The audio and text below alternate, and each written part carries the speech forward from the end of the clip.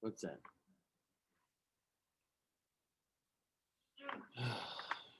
Jeez.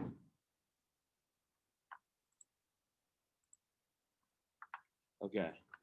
Meetings launched. You're logging into homework right now, or no, that's the note. Yeah, that's all right. So this is a lot of reading to do with them, but I'm going to do it. Let's go to the next thing just to make sure we're good. So then they give an opinion, net positive, net negative. It says slide. Do you see that? Slide contains video, all devices, or just don't want to do all devices, or don't want to do this device only. Yeah, it just says slide. Hit all devices. Okay. Yeah, so that'll be everybody. Yeah, do that in the real thing. Everyone has to press play on their own. Correct. And then they watch it on their own. Correct. Okay. Let's see the next one. Yep. That's where I give a few notes. Yep.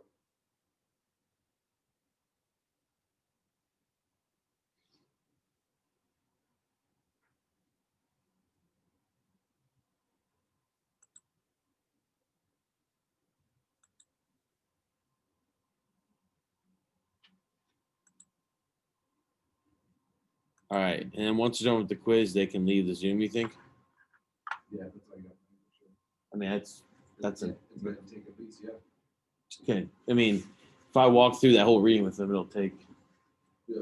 Yeah. I think it's All right.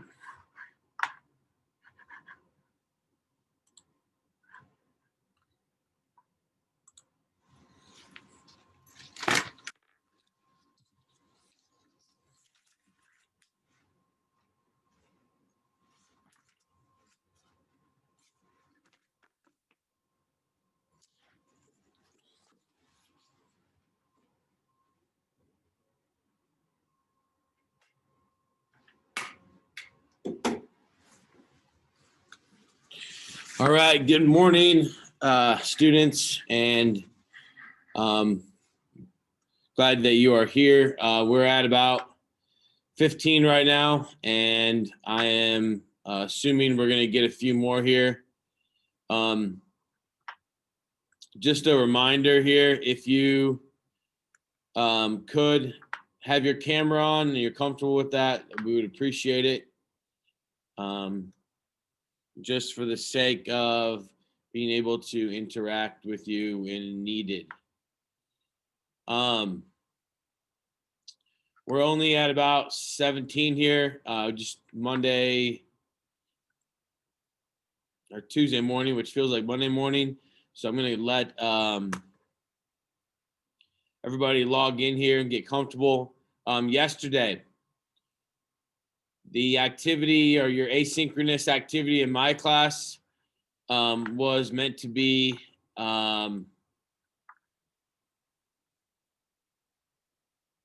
your intro for the week.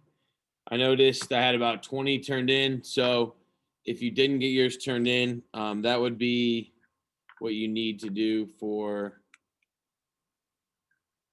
Wednesday by 10:30 a.m.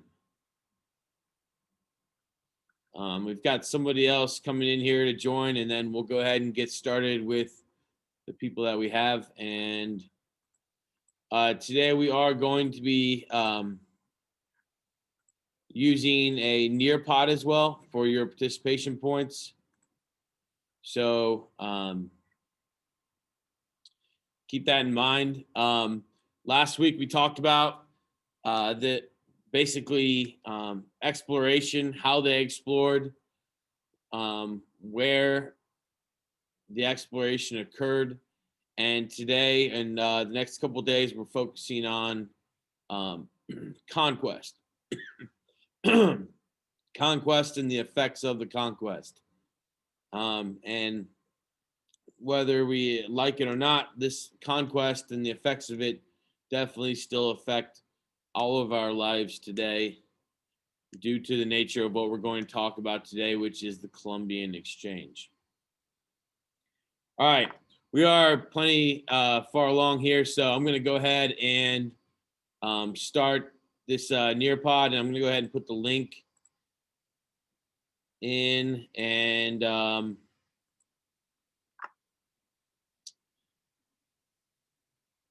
the link looks like this. So this is going to show up in the chat function for you. What I need you to do then is go ahead and click on the link, and I'll wait for you to get into the Nearpod.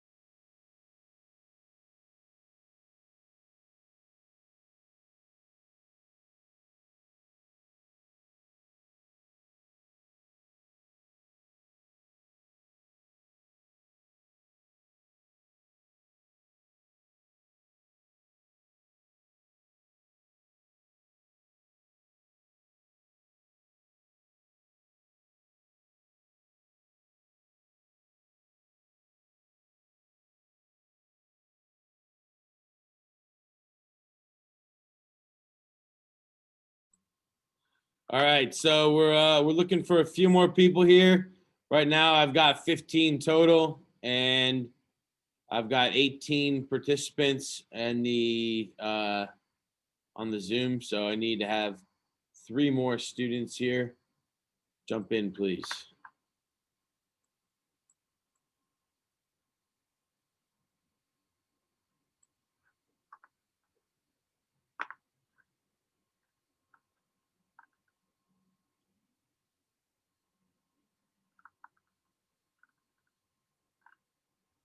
All right. I think we are ready to go here. So today we're talking about an event in history, like I said, that still affects us, called the Columbian Exchange. Obviously, the Columbian Exchange is named after the character we talked about last week, Christopher Columbus. And it is also polarizing in itself, as to there are some negatives and positives that go along with the Columbian Exchange. So I'm going to go ahead and move us along on the screen. Are you seeing that? Okay, so if you take a look at what the Columbian Exchange was, it was the exchange of flora, fauna, so plants, animals, and bacteria from the Eastern Hemisphere, which is on the right, to the Western Hemisphere, which is on the left.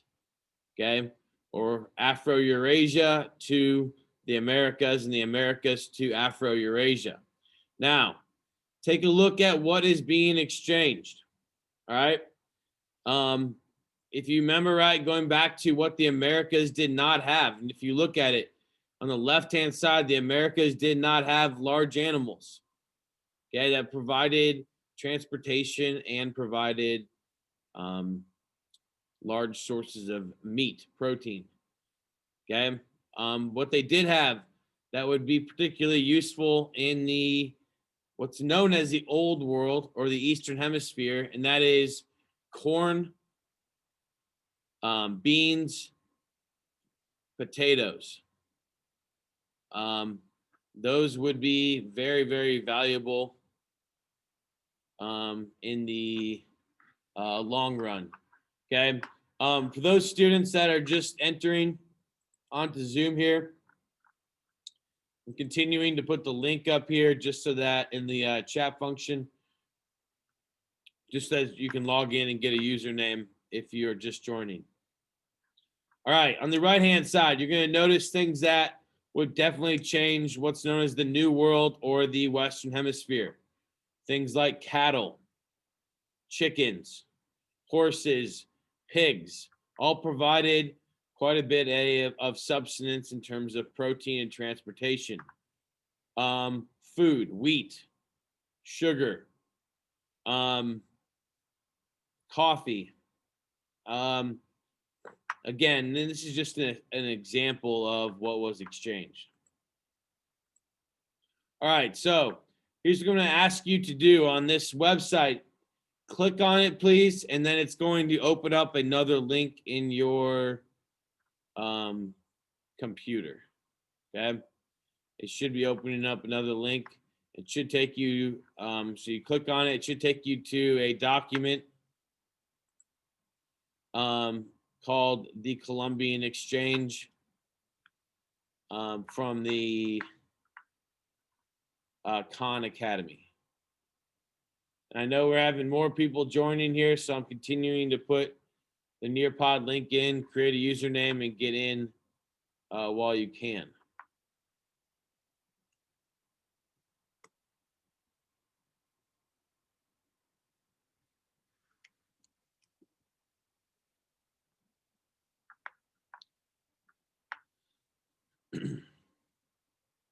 Are we good?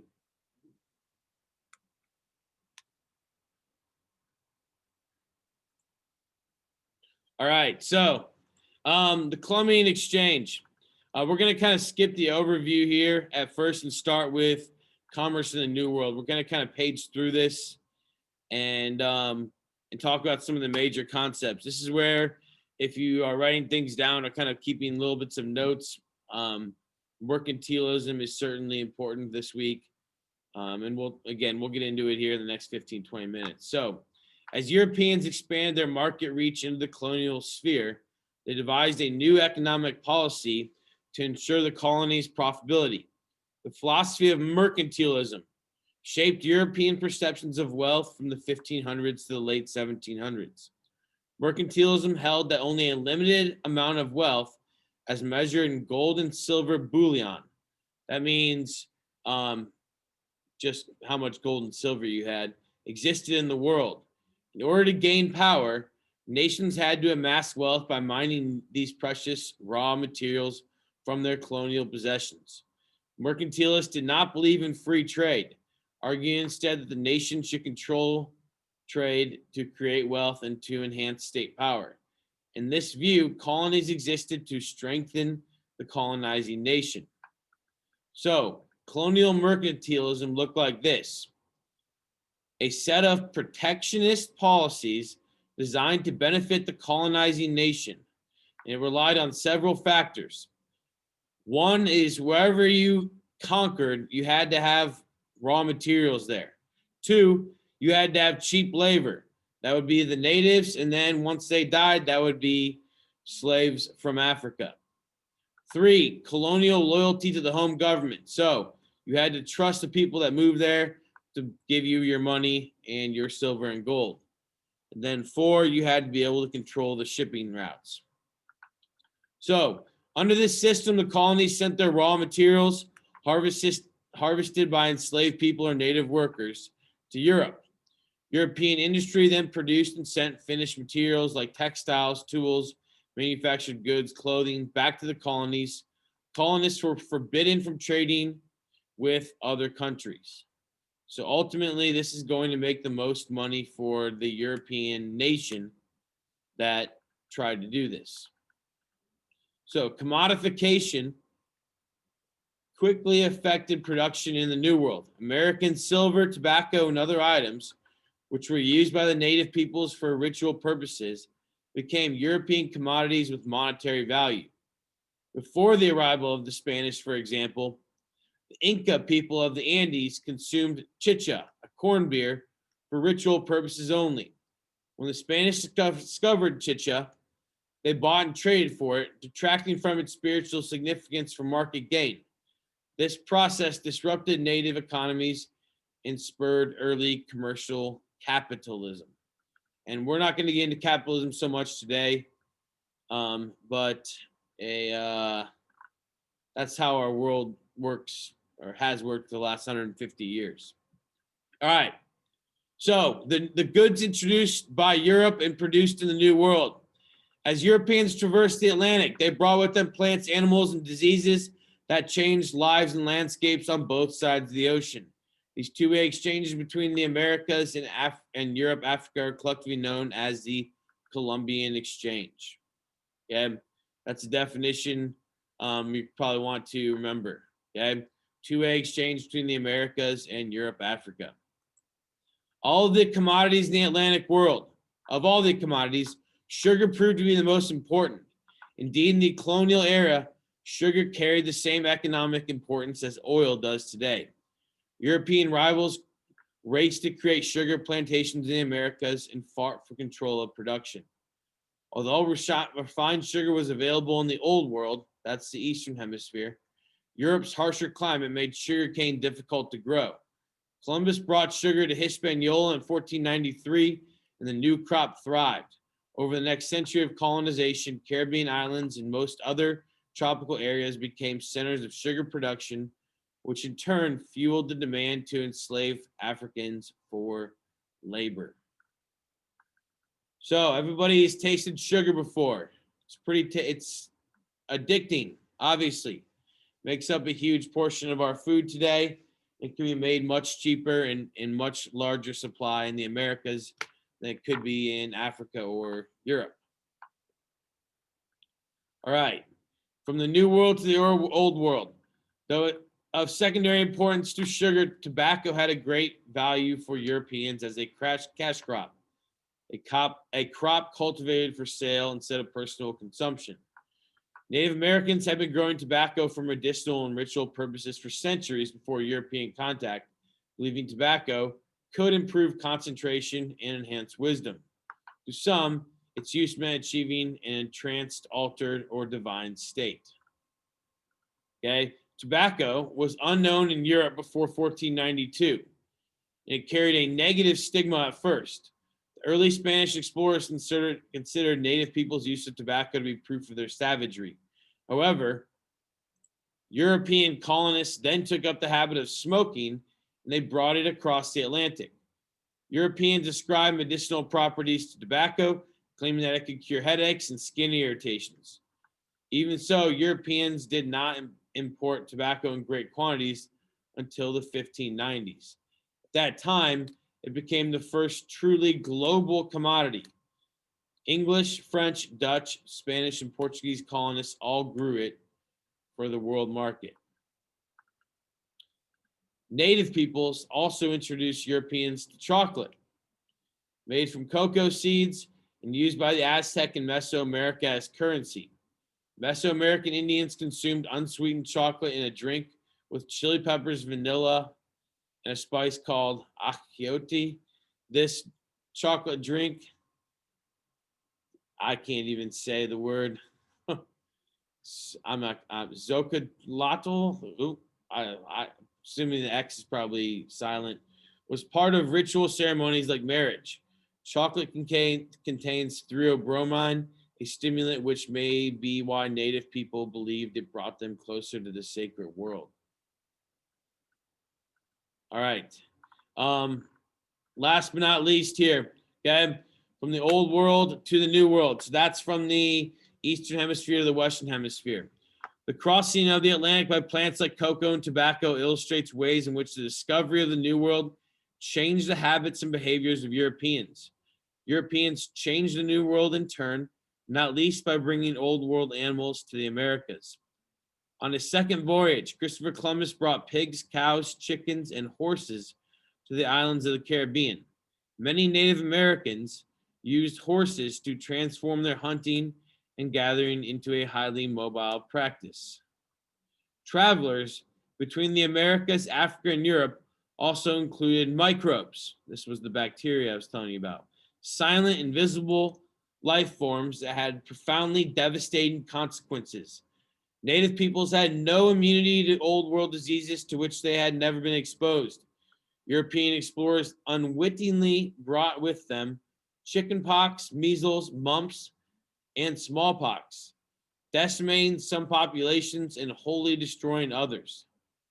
One disease did travel the other direction.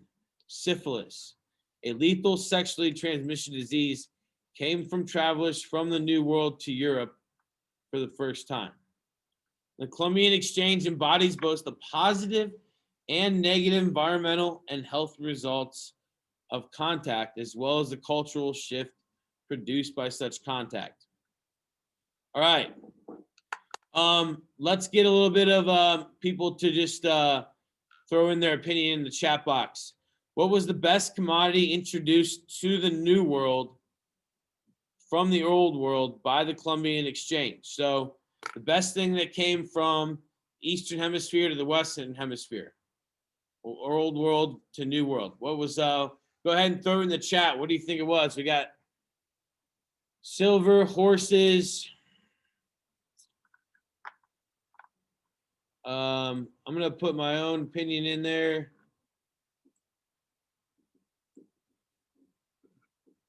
I'm going to go with cattle.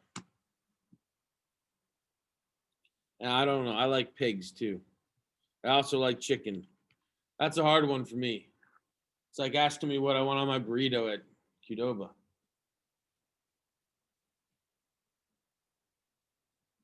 Ideas and farming techniques. Awesome. Coffee beans.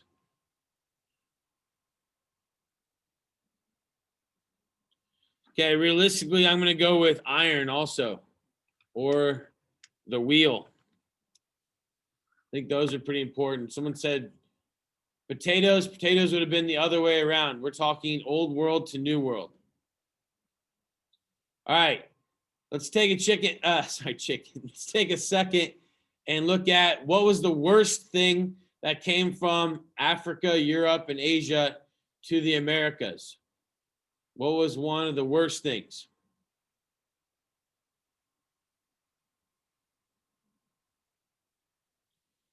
Europeans. Slaves, diseases, slaves. I'm going to say, yeah, bacteria. I'm going to say unnatural labor systems, or kind of the ruining of cultures.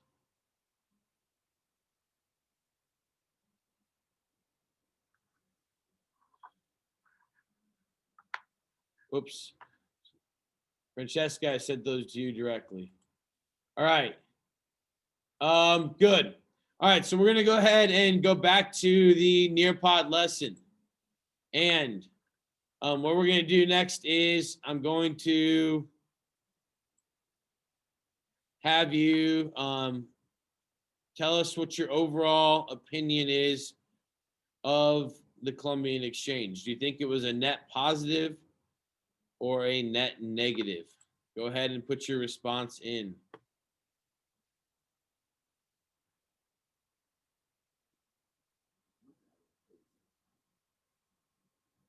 You did.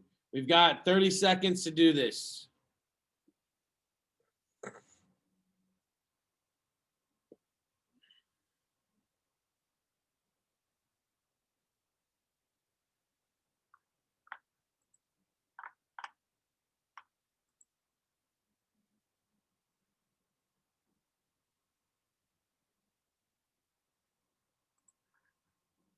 All right, so we've got 40% of people that are not responding.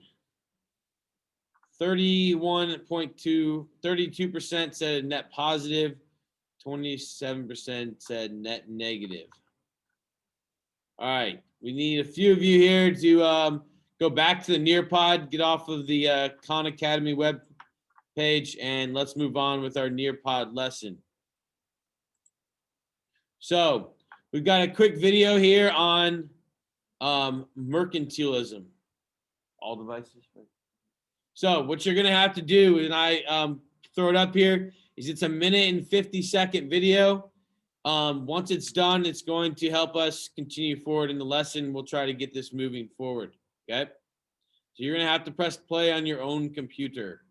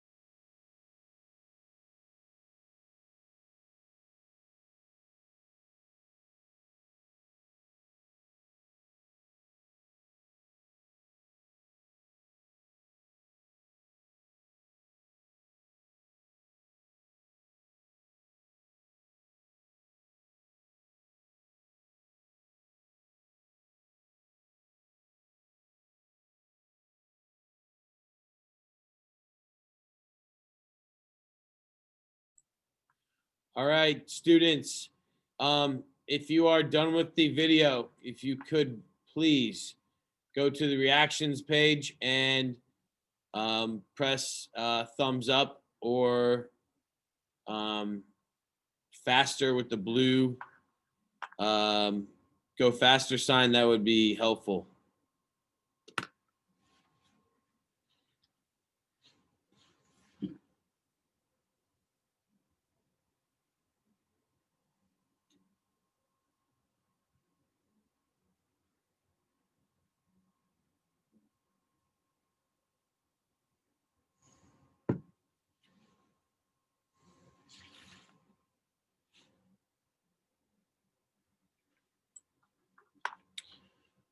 All right, it appears that we have got a handful of students that are finished here. We're going to go back to Nearpod and go to the next slide. And we're going to talk just a little bit about mercantilism here. So mercantilism would be a particularly deadly policy for a lot of people who were not in control of it, aka the non-Europeans. But for European countries, especially England and France, this competition to acquire as much gold and silver as possible would make them very, very wealthy. And so mercantilism is a way to gain more gold for your country while essentially trying to get it before your neighbor, your enemies get it. And so this caused a lot of competition. In order to do this, you had to have colonies, or you had to have areas that you took over, because they would help. They would produce raw materials, and then the manufactured goods would come from Europe. And so that indirectly created what's called the triangular trade system, which we're going to get into in the next week and a half here. Colonists, not only did they have to provide the raw materials and abuse the labor there with the natives and then eventually slaves, once the natives particularly died off in many areas, they also became the buyers of the manufactured goods. So the Europeans would benefit from the colonists buying their finished products. And so it was a win-win for the European nations or countries. So the question that we wanted you to answer, okay, is how would people living in colonies feel about mercantilism and why? So if you were a colonist from Europe, you had taken this risk, moved over, being given land from that wasn't yours, but that you got to control and the labor on it. How would you feel about mercantilism and why? You're going to go ahead and type the answer in here.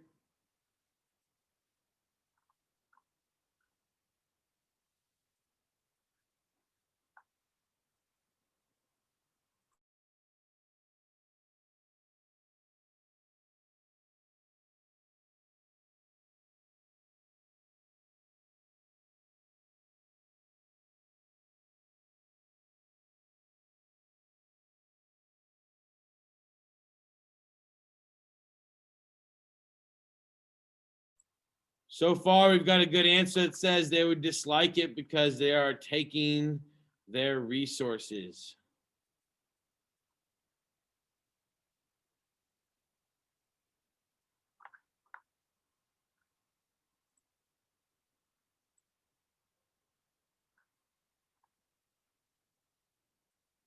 I've got 2 people that have responded so far. We've got 21 on here. So let's see if we can get a few more people. There we go.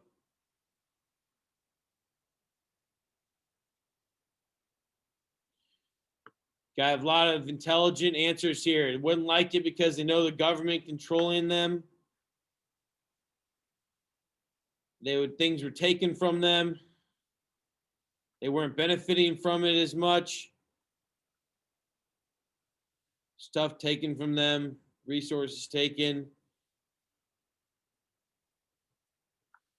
Seems like most of you are in the same boat.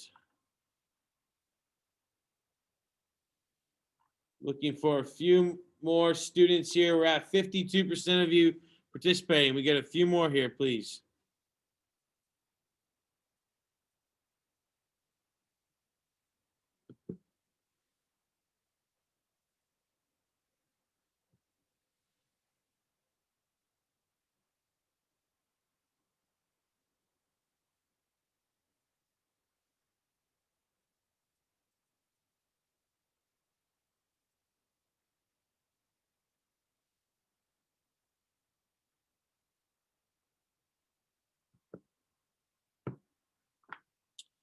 All right, so we're at 81%.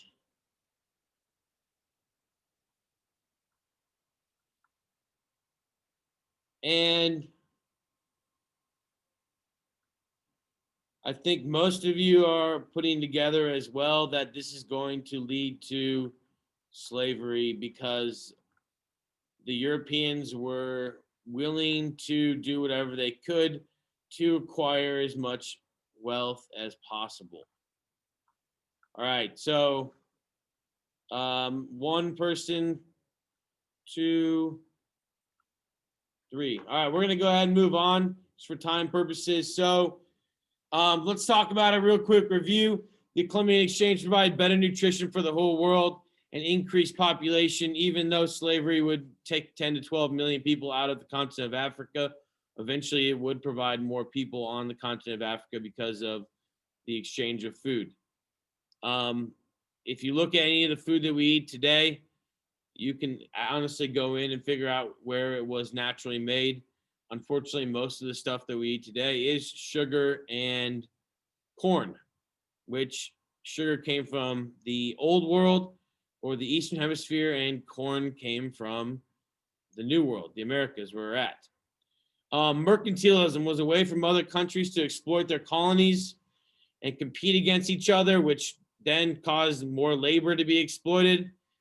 Joint stock companies, like we talked about with the Netherlands and the English last week, encouraged more people to invest in these trade adventures and caused a growing middle class of people that had never really been around.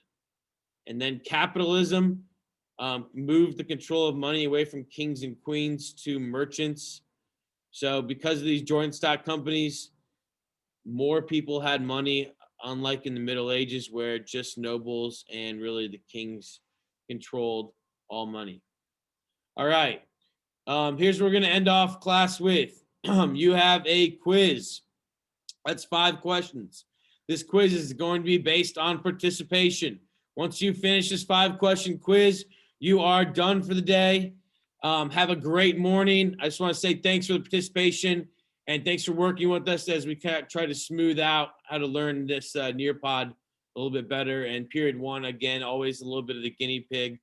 So again, let's start the quiz, finish it, and then you're free to leave the Zoom. Have a wonderful morning and afternoon. And remember, we have homeroom at 10:30 today.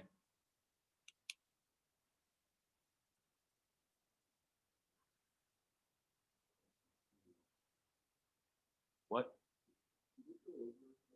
What is it? No, I just want to make a guess. Or well, kind of.